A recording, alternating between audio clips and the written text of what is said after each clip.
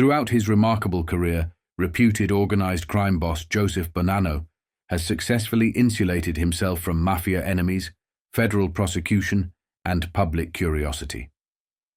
Now, in the first substantive interview he says he has ever given to a reporter, Bonanno insists, in effect, that he has committed no crimes and challenges the Federal Bureau of Investigation to either come and get him or let him spend the rest of his days in peace. They do not impress me, these dragons, these octopuses, with their Gestapo tactics, Bonanno told Parade. This is a country of laws, and I obey the law. If I break the law, arrest me, prove it, send me to jail. I have nothing to fear. The Federal Bureau of Investigation and the police have harassed me for years. And they are stupid and ridiculous because they themselves have broken the law in trying to get me. They have bombed my house in 1968. They have put illegal wiretaps on my phone, discovered last July. They understand that whoever gets Joe Bonanno is a big man, a great man. Sure, I have made many mistakes in my life, but now I have nothing to hide. The past is over. My conscience is clear. Model for novel Bonanno, who was the unwilling focus of the best-selling book Honor Thy Father by Gay Talese, has been a prime target for close to half a century. A combined army of federal, state and local law enforcement authorities has spent millions of dollars in a futile attempt to put the reputed Mafia chieftain behind bars. Today, the effort continues as intensively as ever, a source of scorn, anger, and even amusement to the silver-haired, 73-year-old Sicilian, whom some authorities believe to be the Don of Dons, the true godfather of America's organized crime syndicate. Bonanno does not deny having been part of the Mafia, but he is reluctant to provide specific details, particularly when quizzed about Carmine Galante, allegedly his old underboss, and now said to be the top man on the East Coast. Although acknowledging that he had made many mistakes in the past, Bonanno denied vehemently that he had ever been involved in narcotics trafficking, one of the major continuing accusations against him. "May the Lord strike me down if I lie," he said, almost spitting out the words in his anger. "Never, never. You have touched on the one thing I have detested all my life." Yes, he had seen The Godfather, and he particularly enjoyed the Sicilian scenes, calling them beautiful and typical, but he declined to say what he thought of the movie as a whole. "Being Joe Bonanno," he said with a wry smile, "I cannot give you my opinion without prejudice." During the rambling series of conversations, Bonanno revealed that Dr. Billy Graham had been a luncheon guest at his house in 1974, and he produced an autographed Bible given to him to mark the occasion. He also recalled being invited to the White House by President Franklin Delano Roosevelt when the two were head table guests at a Tammany Hall banquet in New York in 1933. Bonanno, then 28 years old and already reputed to be the head of one of New York's 5 mafia families, described how President Franklin Delano Roosevelt put his arm around his shoulder, made joking references to disposing of Republican opponents in the Hudson River, and said, "When you come to Washington, goddamn, just open the door, do not knock." Bonanno was also asked about the famous kidnapping when he was snatched from Park Avenue in New York on October 21, 1964, apparently to be murdered by mafia rivals. He reappeared 19 months later, wearing exactly the same clothes and reportedly sporting a suntan. Authorities speculated that he had talked his way out of the planned execution and then had hidden out either in Tunis or in Haiti. But exactly what happened has remained a mystery. Asked if he would shed some light on the mystery, Bonanno smiled and murmured matter-of-factly, "They kill me, I die, and I come back." But where had he acquired the suntan? In heaven or hell? "When you are near God, the sun always shines," he retorted, roaring with laughter. "You can never be in better company." Bonanno, described by Time magazine in 1969 as one of the bloodiest killers in Cosa Nostra history, referred continually to his religious faith, saying at one point, "God has been good to me.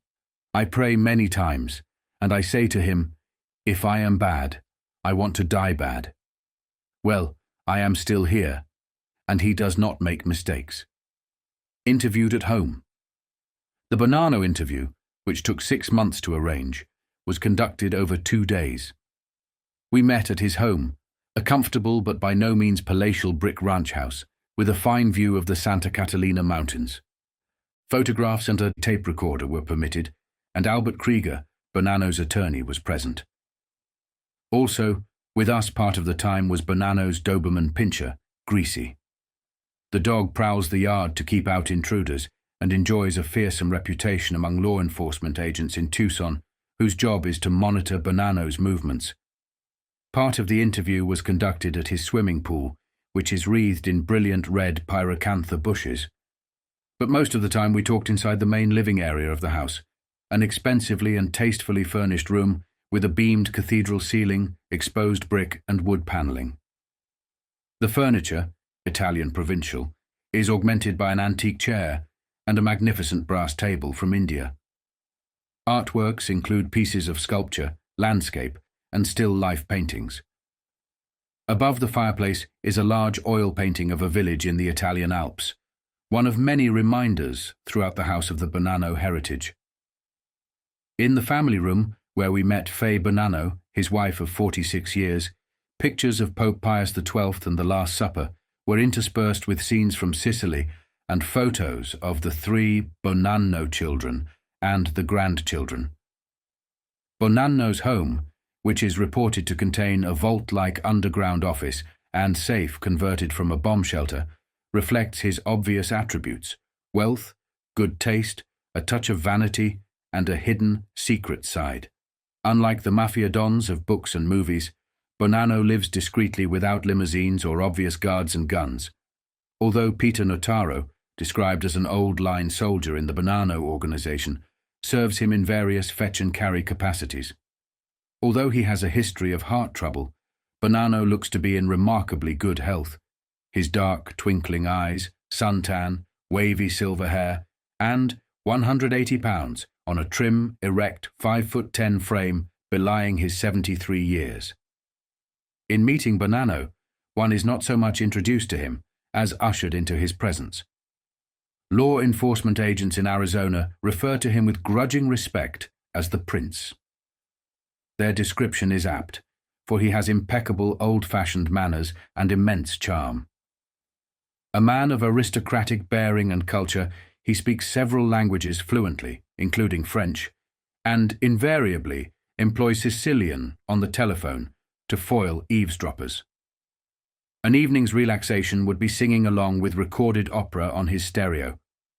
Favorites are Cavalleria Rusticana, La Traviata, Rigoletto, and Aida.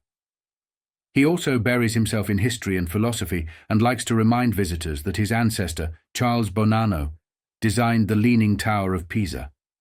Never uses profanity. He spices his conversation with proverbs, never utters profanity except in repeating someone else's words, and quotes Aristotle and the Bible. An unvarying evening routine is a snifter of fine cognac accompanied by a platter of aged, imported provolone cheese. Humble but very beautiful company is his description. Despite living in the United States most of his life, he remains very much a Sicilian, expressive, voluble, and passionate. His speech, delivered in heavily accented English spiced with native expressions, ranges from a whisper to a shout. His moods and emotions can move swiftly from benign good humor to blazing anger, all accompanied with expressive hand gestures. Although he would undoubtedly shrug the comparison off, an evening with Joe Bonanno, sharing conversation, cognac, and cheese in the warmth of his baronial living room, creates inescapable images of Marlon Brando's portrayal of Don Corleone in The Godfather. Bonanno consented to the interview for a variety of reasons. The bombing of his previous Tucson residence in a bizarre plot cooked up by a Federal Bureau of Investigation agent to foment a gangland war, see side story, has always been stuck in his craw. The agent was never prosecuted, and the two men who pleaded guilty to the bombing were charged only with misdemeanors and given token fines.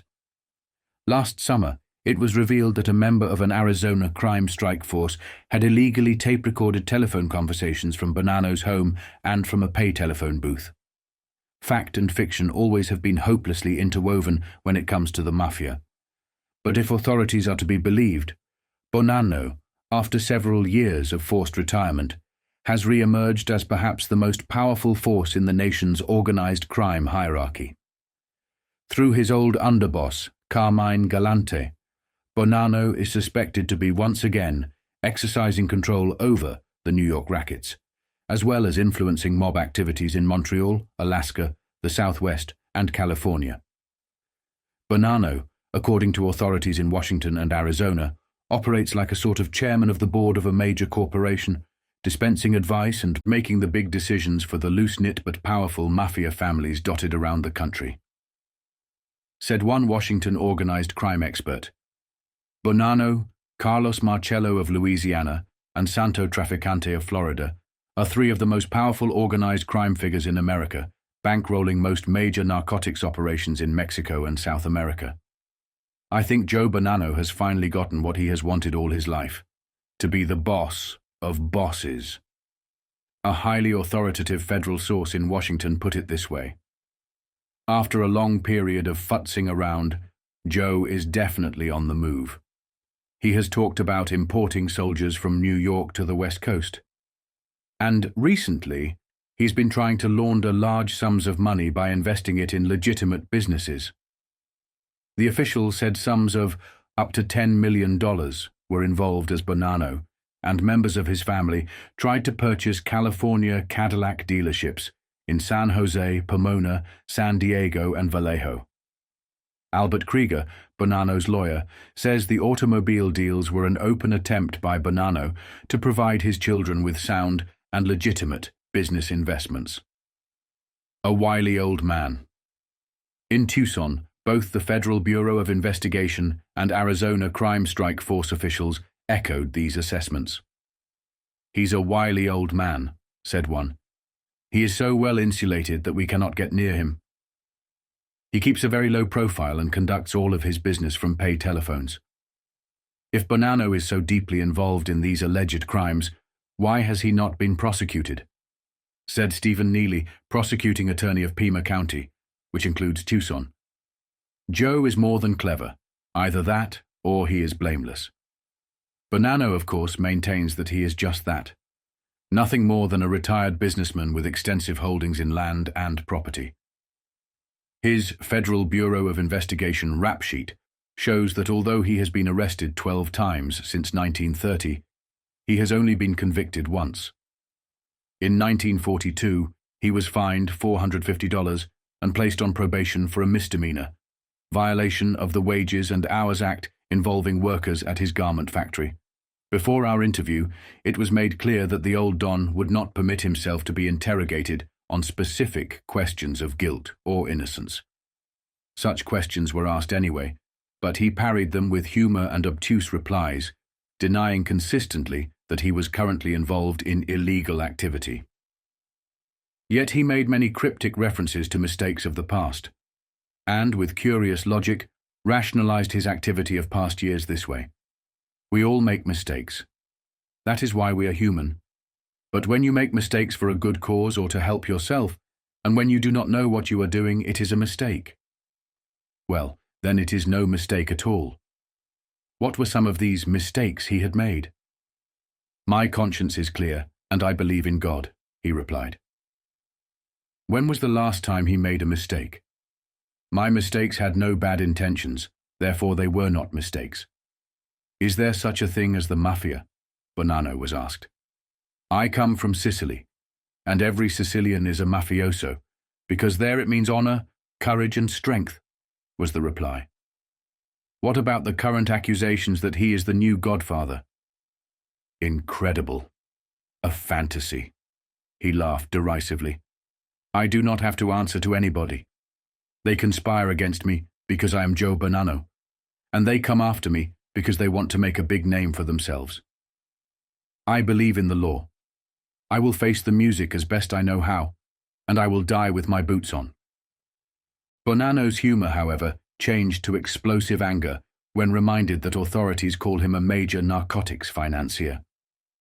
This time they pulled the most filthy, dishonest, unlawful, false. Bonanno raged, so angry he did not finish the sentence. If I had positive, concrete evidence against drug dealers, I would stick them in the oven, and I would burn everybody. What can Joe Bonanno do to show the government, to show the public? Well, I am gonna cut my finger. I am gonna cut my brain, believe me. I am not responsible. Never, directly or indirectly, have I been involved. Throughout his career, Bonanno's notoriety has not prevented him from moving in prominent circles, socializing with political, religious, and business leaders. In Tucson, he has the reputation of being a good neighbor and a respectable citizen who contributes generously to charity, has a kind word for old ladies, and pats little children on the head. During the interview, Bonanno dug out his family photograph albums and other scrapbooks, showing us dozens of snapshots of him and his wife with various prominent persons, along with Dear Joe letters from people like Bishop Francis Green of the Tucson Diocese, former Judge Ivo DeConcini, the late United States Congressman Harold Porke Patton, and others. Dr. Billy Graham, another prominent Bonanno acquaintance, was asked by Parade why he went to the Bonanno home, considering the man's notorious reputation. Said Graham, "It has always been my practice to witness for the Christian gospel with anybody, whatever his background or reputation. While Bonanno continues to make his peace with God, and authorities try to put him behind bars, it is likely that questions about his guilt or innocence will never be fully answered." But several definite impressions about the man himself emerged from the interview. He is convinced that he will never go to jail, and he is equally sure that he will go to heaven. He has no regrets for anything he has done, feels he has nothing to apologize to anybody for, and believes in himself implicitly. "I am not from the streets and I am not from the ghetto," he said. "I am from a good family. I have been proud to live with tradition, and I will die with it. I am not the man they think I am." Two men recruited by a Federal Bureau of Investigation agent for the 1968 bombing of Bonanno's home told Parade that the agent also planned to murder Bonanno and his bodyguard, Peter Notaro. An AR-15 semi-automatic rifle and a powerful crossbow were purchased for the planned murders, and several persons practiced with them in the desert. They were never used because the agent, David O. Hale, became unglued as pressures mounted, and the plot became more complicated. Two of Hale's accomplices, William Dunbar and Walter Prideaux, said the bombings and the planned assassinations were designed to foment warfare in Arizona between rival mafia gangs. Hale wanted to kill Joe Bonanno with the rifle, but I told him that if he really wanted to hurt the old man, a better target would be his son Bill, Prideaux said. The crossbow was to be used to kill Notaro. Prideaux said he does not know what happened to the rifle, but he produced the crossbow. Details of the bombing and of Agent Hale's role have been previously reported, but information on the alleged murder plot has never been publicly revealed. In the 12 months following the Bonanno bombing, some 15 explosions occurred in Tucson, all directed at persons or businesses suspected of having mafia connections. These blasts remain unsolved. Hale was never prosecuted, and the Federal Bureau of Investigation's role was never fully explored. When his name was linked with the Bonanno bombing about a year after the blast, Hale resigned from the Federal Bureau of Investigation. In a court hearing, Hale took the Fifth Amendment. The Tucson police chief complained of getting pressure from prominent persons not to press the investigation against Hale, and the Justice Department declined to prosecute Hale, claiming federal intervention was unwarranted. The two men charged in the Bonanno bombing, Dunbar and another man, surprised everyone by pleading guilty at the last minute, which prevented a thorough court exploration of the plot. They were each fined $286, and the judge treated the charges as misdemeanors. Prideaux, like Hale, took the Fifth Amendment and was never charged in the bombing, although he now admits allowing his car to be used, acting as a driver, storing dynamite in his office safe, and putting up the money to purchase the rifle and crossbow. Both he and Dunbar said they were recruited by Hale because they wanted to help the government fight crime. "I had the crossbow custom-made in Los Angeles for $275, Dunbar said. Hale talked about using it either against Bonanno or Notaro. He talked about putting poison on the shaft to make sure it did the job. There was also talk about using it to fire explosives into Bonanno's home." Prideaux, a former businessman, said at least 3 persons did target practice with the rifle and crossbow, but refused to name them. "After I suggested killing Bill, Bonanno, instead of the old man, the plan was to shoot him from the roof across from a restaurant he frequented," said Prideaux. Asked who would attempt the killing, Prideaux replied, "The government had all kinds of people on tap. Hale told me there was a program to rid the area of this mafia element. I understood it to be Federal Bureau of Investigation policy. Hale went to Washington for special discussions there while all this was going on. Hale was last reported to be in Florida, but could not be traced. The official response of the Federal Bureau of Investigation to all this is that we do not wish to comment.